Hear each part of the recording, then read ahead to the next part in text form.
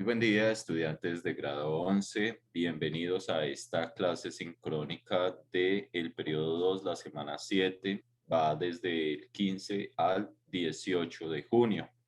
Pueden enviar estos trabajos o las pruebas y evidencias que tengan de sus trabajos al correo jipineda@educacionbogotá.edu.co o a los diferentes medios que se tienen para comunicación con los estudiantes, como son eh, el WhatsApp. También pueden enviarlo por guías en físico y solicitar, digamos, que alguien que tenga internet les pueda tomar las fotos y enviarlas por el grupo de docentes. Seguimos con el tema de nuestra secuencia didáctica, las propiedades térmicas de la materia. Recordemos que lo último que vimos en la guía pasada es la ley de Gay-Lussac. ¿Qué es la ley de Gay-Lussac?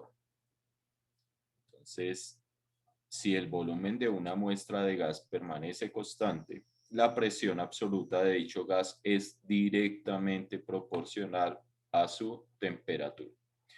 Ahí lo que me está diciendo es que la presión depende de la temperatura directamente proporcional. Esto significa que si se duplica la presión aplicada a un gas, es decir, hay un incremento de presión, pues lógicamente la temperatura absoluta también se duplicará o se aumentará. ¿En cuánto? Pues si se duplicó la presión, se duplicará la temperatura. Y así sucesivamente. O si se disminuyó en un porcentaje, pues también se disminuirá la temperatura.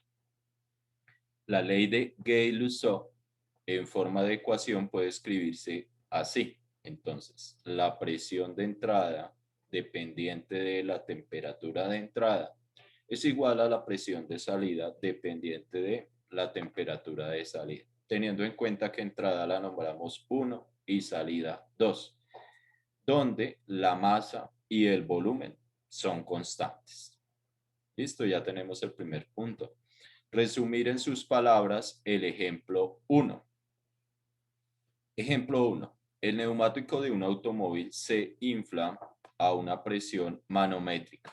Aquí tenemos que tener en cuenta que esa es la presión que ingresa al sistema, es la presión manométrica como tal. Entonces, la presión absoluta de dicho gas es, manométrica de 207 kilopascales. Esos 207 kilopascales están en Sistema Internacional de Unidades y si los pasamos a sistema inglés nos darían 30 libras por pulgada cuadrada. Nótese que esa medida de presión pues está teniendo en cuenta el volumen de una vez. En un momento en que la presión de los alrededores es una atmósfera, se mide alrededor, se mide la presión que hay en el ambiente y está una atmósfera. Recordemos que la presión de una atmósfera es 101.3 kilopascales y la temperatura es 25 grados. Ya tenemos entonces las condiciones iniciales. Después de manejarlo, después de trabajarlo, de manejar ¿quién? Vehículo, porque pues está en un automóvil. La temperatura del aire del neumático aumentó a 40 grados Celsius. Eso es normal que aumente porque hay una fricción entre el neumático y el pavimento. Por lo tanto, se sobrecalienta el neumático. Entonces, hubo un cambio de temperatura de 20 a 40 grados Celsius. Suponga que el volumen del gas cambia solo ligeramente. ¿Cuál es la nueva presión manométrica en el neumático? Aquí estamos suponiendo que el volumen es constante porque dice que solo cambia ligeramente. ¿Cuál es el plan?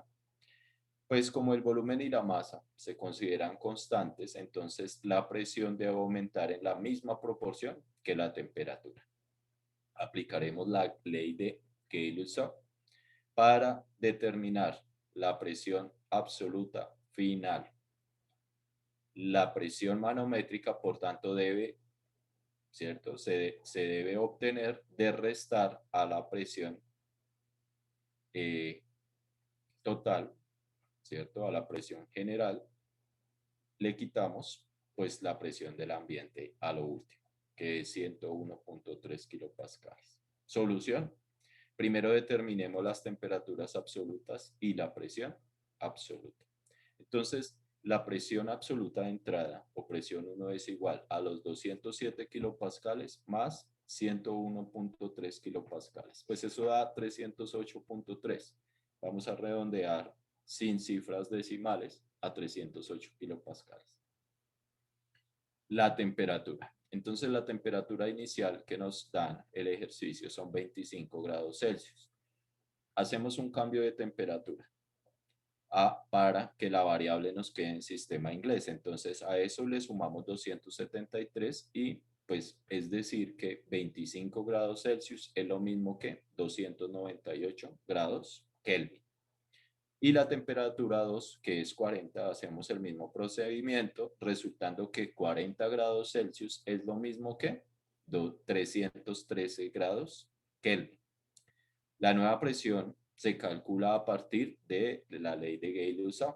Entonces, nosotros sabemos que la presión de entrada, dependiente de la temperatura de entrada, es igual a la presión de salida, dependiente de la temperatura de salida. En este caso vamos a encontrar quién es esa presión de salida. Entonces, la presión 2 es igual a la presión 1 por la temperatura 2 sobre la temperatura 1. Lo que estamos haciendo es pasando esa temperatura 2 que está dividiendo de denominador a numerador. Bien, entonces, ¿qué valores tenemos? Pues 308 kilopascales me multiplica la relación de temperaturas 313 sobre 298 grados Kelvin. Ahí los grados Kelvin pues se convierten en 1 y solo me quedan kilopascales. Entonces, fácilmente pues 313 dividido 298 y eso me da un factor de 1.05, 1 punto algo. ¿Es lógico? Sí, porque estamos incrementando las temperaturas, por lo tanto, entonces me debe dar mayor presión. Tengo una presión inicial de 308, pues la multiplico por 308. Y esto en realidad pues está dando 323.5. Entonces aquí vemos que pues nos da igual que el texto. Y a esa presión, que es una presión absoluta, pues le vamos a quitar la presión del ambiente para poder encontrar la presión manométrica, es decir, la presión que hay dentro del neumático. No podemos hablar de toda la presión con todo el ambiente, solo tenemos que hablar de la presión en el neumático.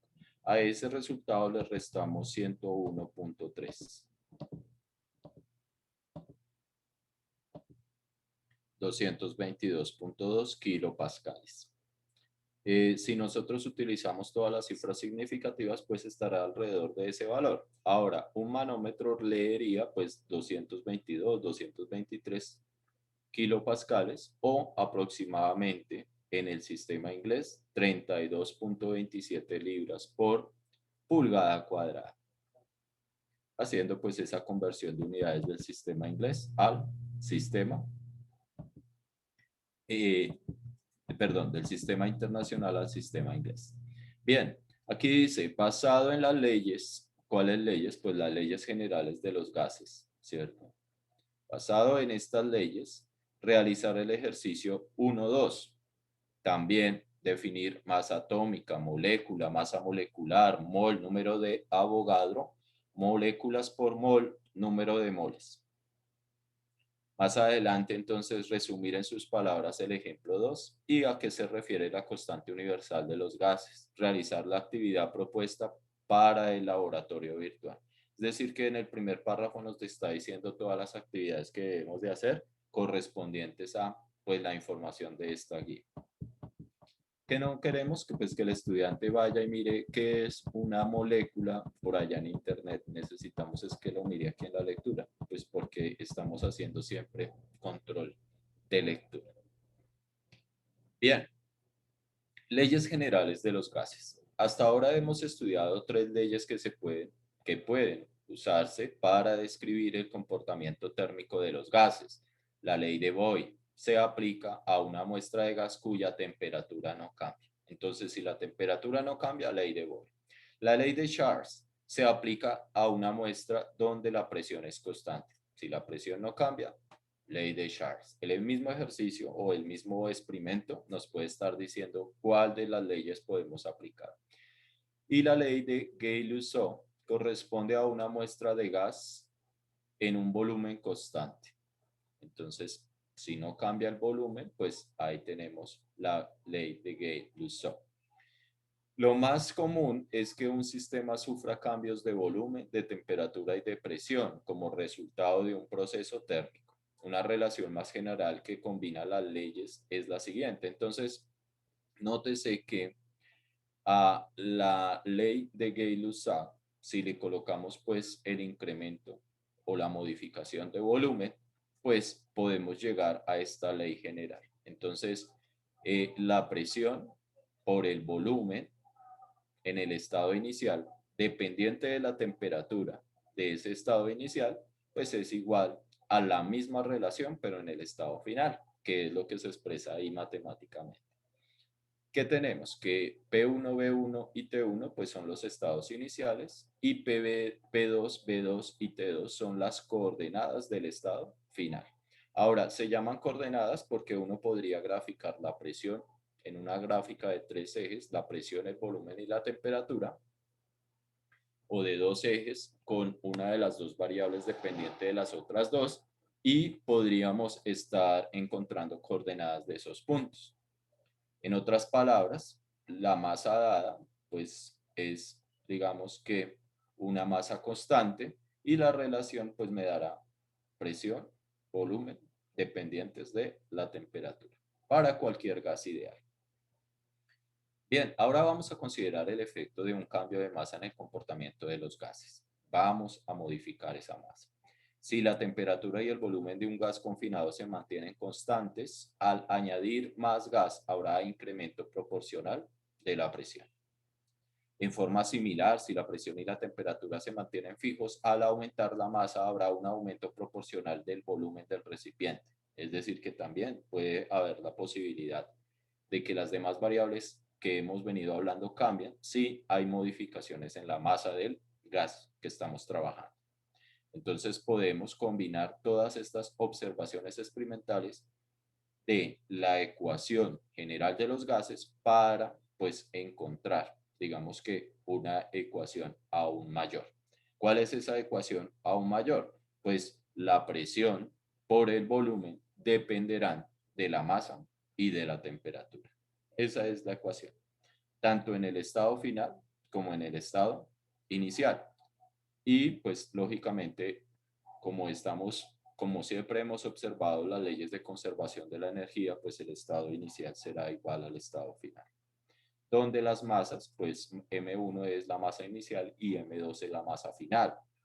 Ahora, un estudio de esta relación revelará que la ley de Boyle, la ley de Charles y la ley de Gay-Lussac, pues junto con esta ecuación que hemos visto, pueden describirse mediante esta última ecuación, que es la ecuación general de los gases. Eso es lo que tenemos que resumir en pocas palabras.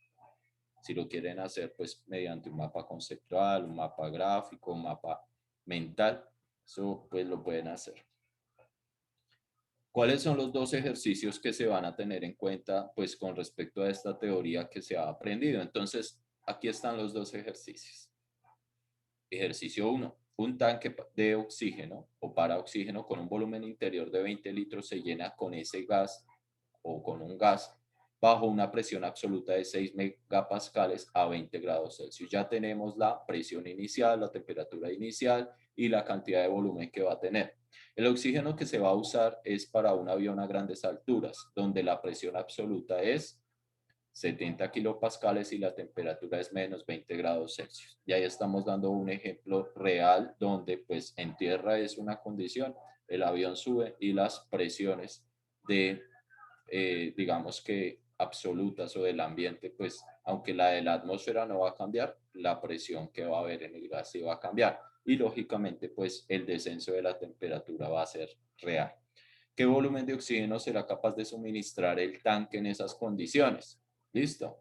Pues la ayuda que se puede dar en este momento es que nosotros ya tenemos conocidas las presiones, tenemos también las temperaturas que debemos convertirlas a absolutas y aplicamos la ecuación general de P1 sobre esa temperatura en estado inicial es igual a la misma relación, pero en el estado final.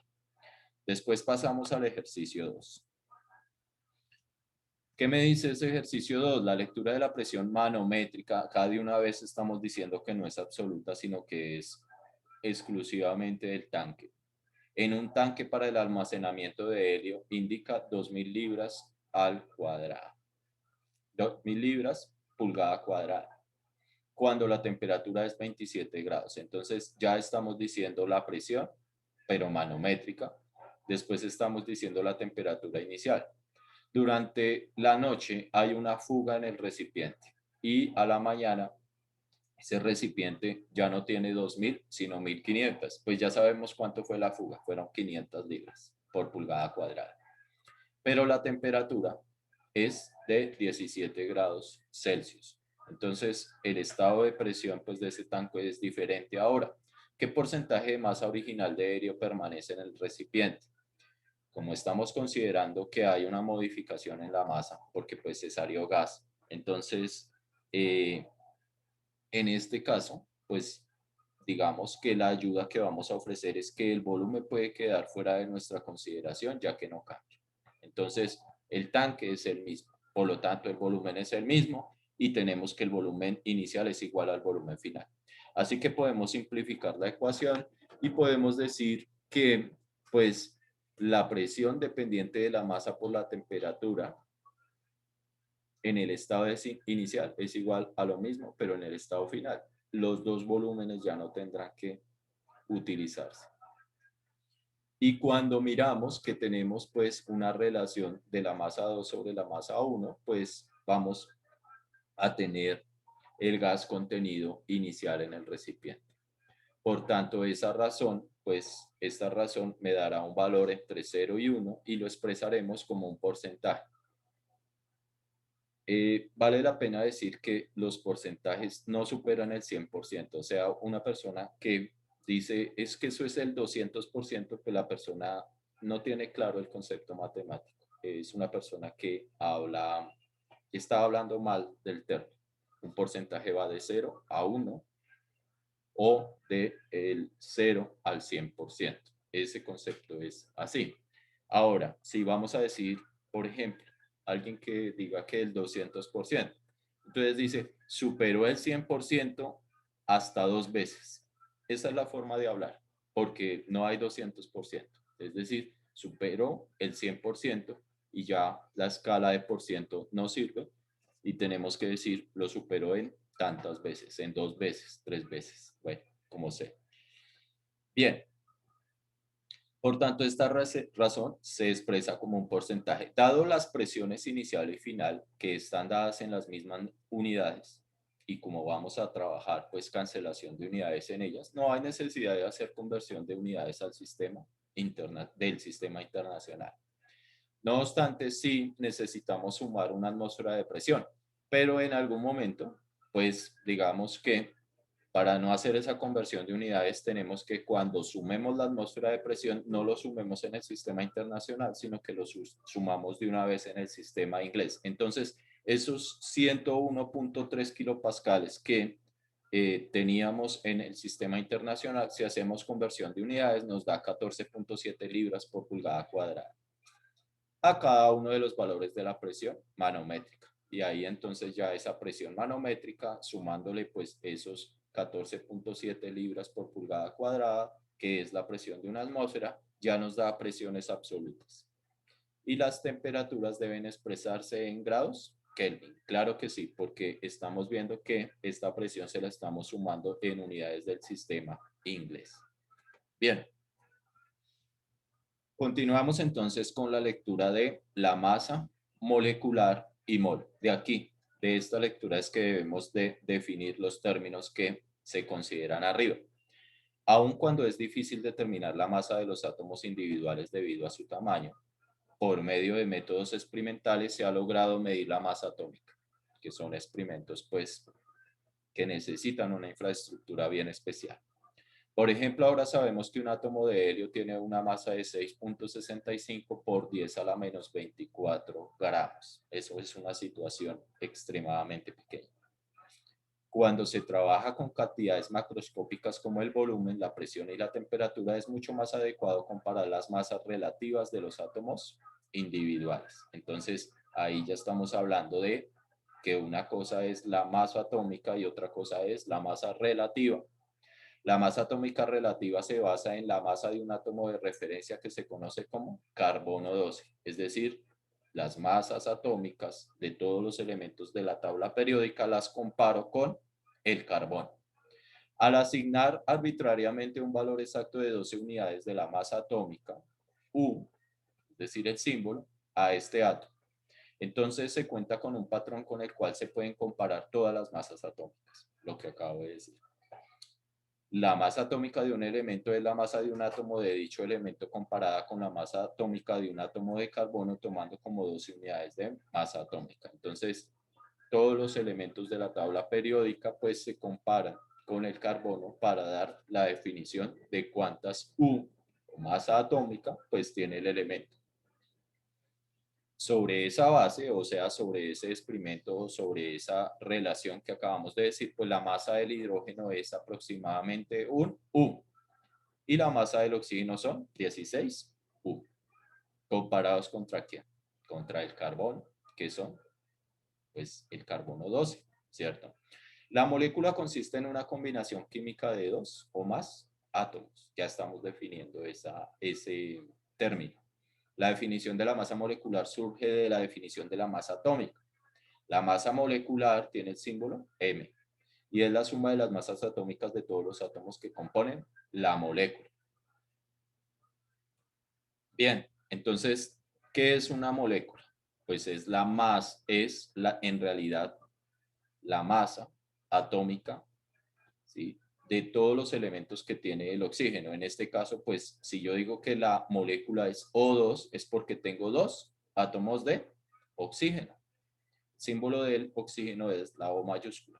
Su masa molecular es 16U por 2, o sea, 32U. Cada una, pues, dada por el átomo de oxígeno que tiene. Una molécula de dióxido de carbono. Entonces ya tenemos el dióxido de carbono.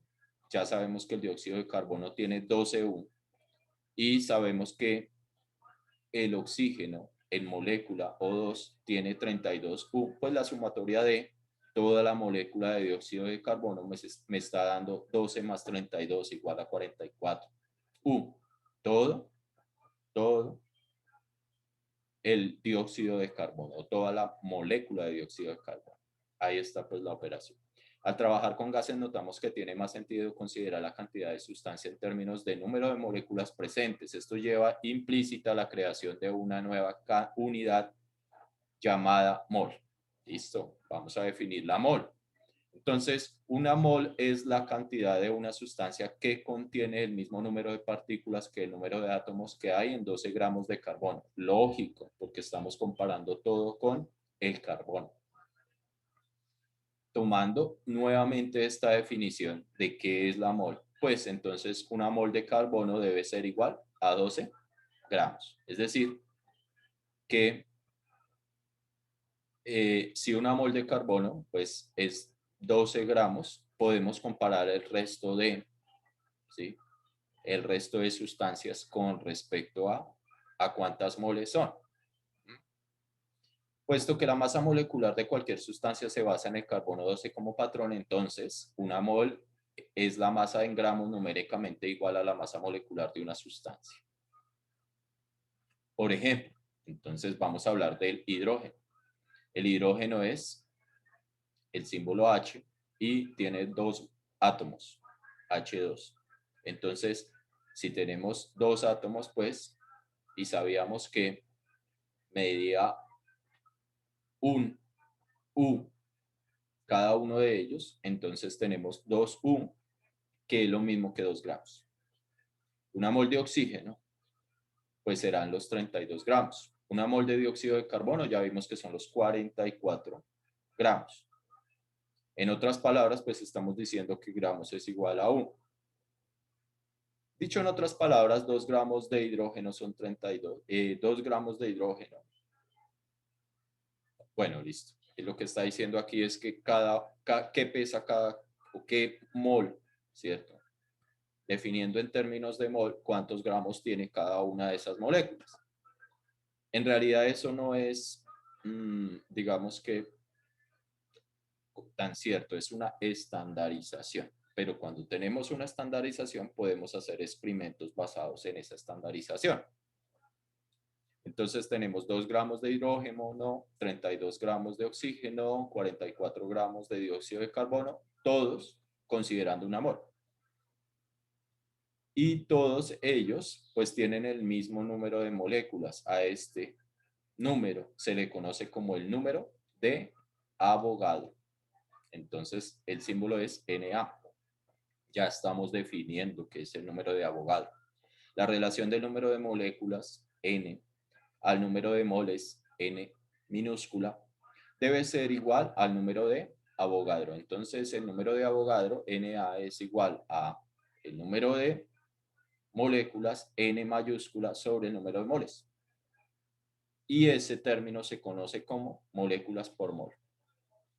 Hay varios métodos experimentales para determinar el número de Avogadro.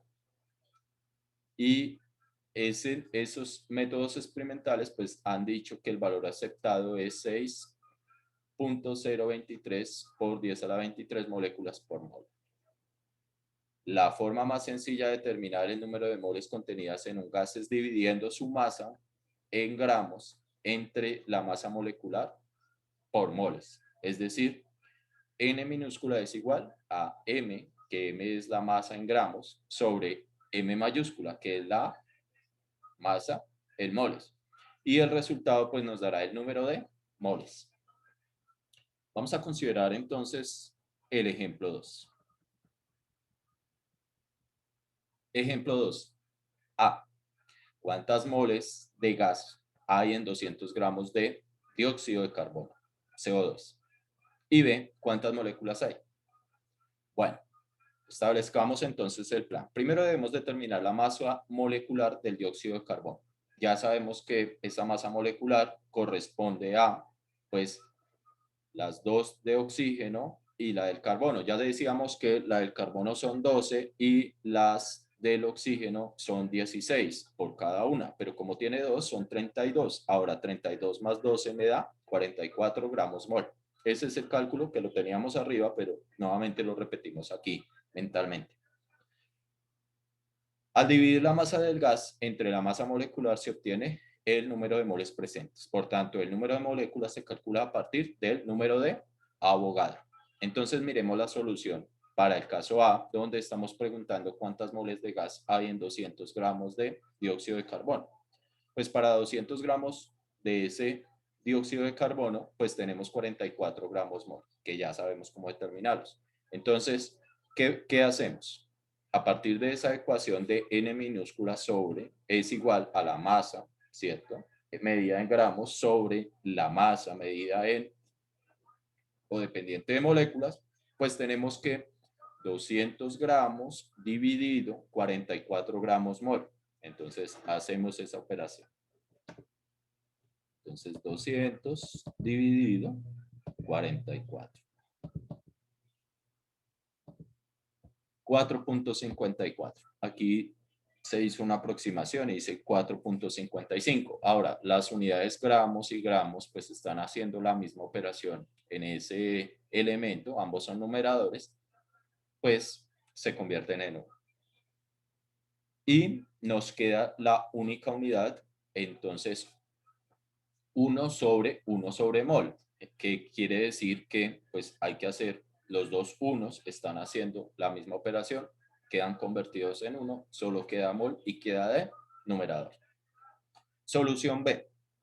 Como el número de Avogadro es un número de moléculas por mol, calculamos el número de moléculas de gas en 4.55 moles. Es decir, que este es un problema concatenado. Teníamos que hallar primero, pues, la respuesta A para poder encontrar la respuesta B. Entonces, tenemos que, otra definición, n minúscula también es igual a n sobre n sub a. Estamos buscando n mayúscula. Por lo tanto, n mayúscula, pues al despejar de esta ecuación es igual a n minúscula por el número de Avogadro.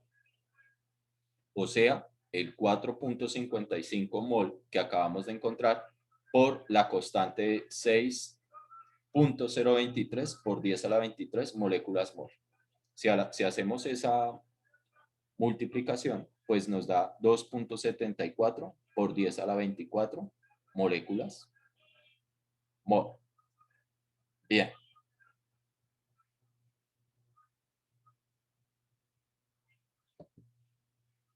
Entonces, miremos aquí en la calculadora si es fácil hacer esto. Entonces, yo tengo 24 y aplico esta función que dice 10 a la x, 10 a la 24.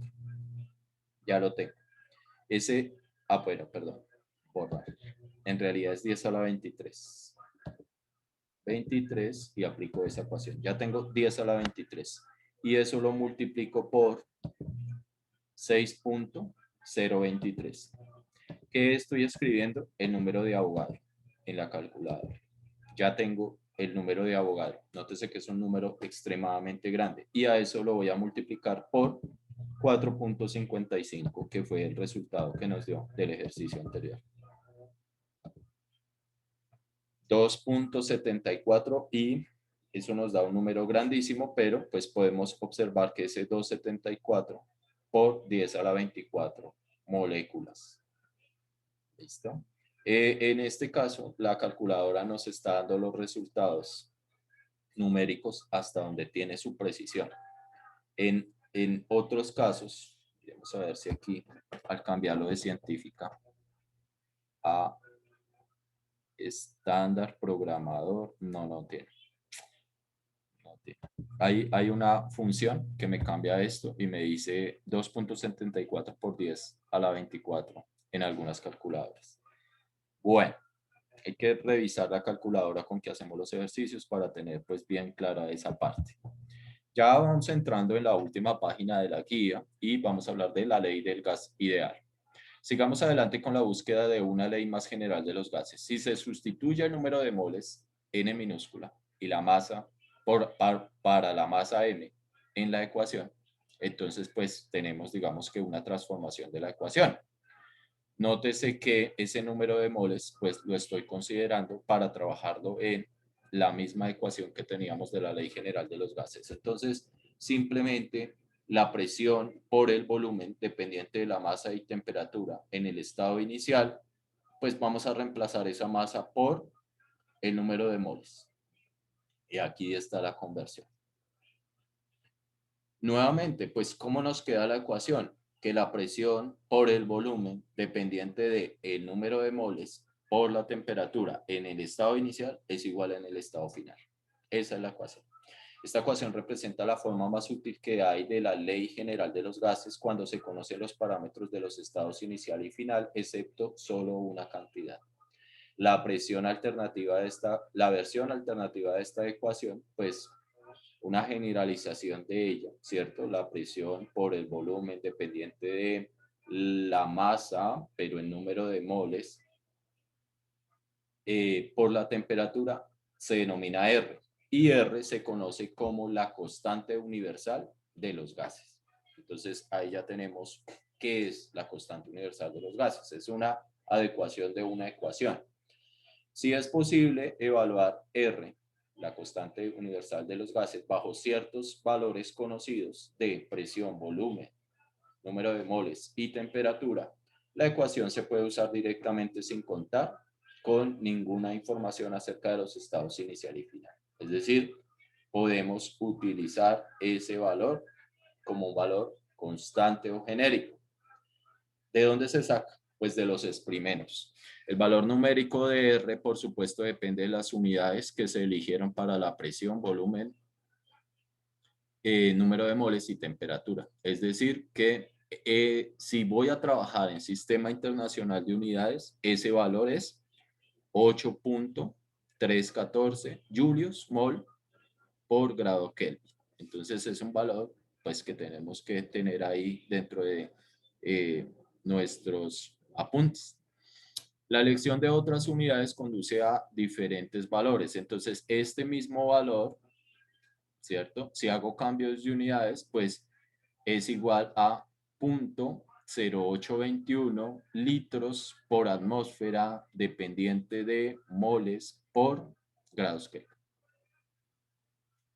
O también puede ser igual a 1.99 calorías, es decir, estamos mirando la cantidad térmica que hay en un gas por mol por grado Kelvin. Si la presión se mide en pascales y el volumen en metros cúbicos, también esa modificación, pues, digamos, me va a considerar el estado inicial que habíamos hablado o considerado de las unidades. Sin embargo, con frecuencia, la presión se expresa en atmósferas y el volumen en litros. Eso es lo que comúnmente se hace. En lugar de efectuar las conversiones apropiadas, probablemente sea más sencillo usar, pues, esta ecuación, que es la misma que tenemos acá, o bueno, no es una ecuación, es una constante, pero con las unidades de litro, atmósfera, dependientes de mol, grado Kelvin. Ahora, esta ecuación, que se conoce como la ley de los gases ideales, generalmente se escribe de otra forma. Entonces, este valor que está de denominador se pasa al otro lado como numerador. Y esa es la ecuación que se considera como la ley de los gases ideales.